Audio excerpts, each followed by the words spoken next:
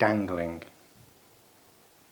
And this is a lovely gentle stretch for the lower spine. And depending on how bent your legs are, you're going to get the hamstrings in this as well. This is only the second pose that we do from the standing, the other one being the squat. It's great to lengthen the spine, stretch off the hamstrings. Just let the arms dangle, hence the name. Now to make it slightly more challenging, if you were to need it and require it, you just start to straighten the legs.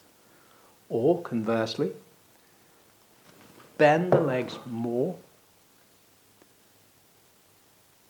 so that effectively the torso is resting against the thighs.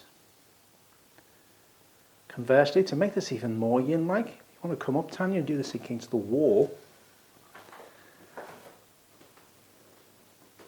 So the pelvis is, so the feet are about a foot away from the wall, thereabouts. It depends on the size of your bum, to be honest.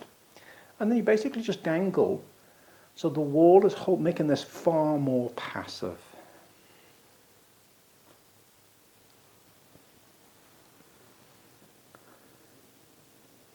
I hate to use the term easier, but it can make it feel a little easier. It's a lot more passive on the spine.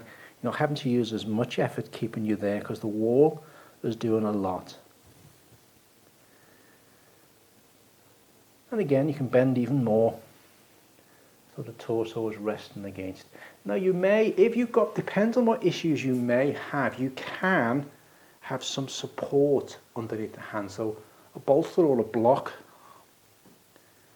to just rest the hands, or just to take some tension. That's if you've got, depends on what issues you may or may not have in the back. That's the dangling.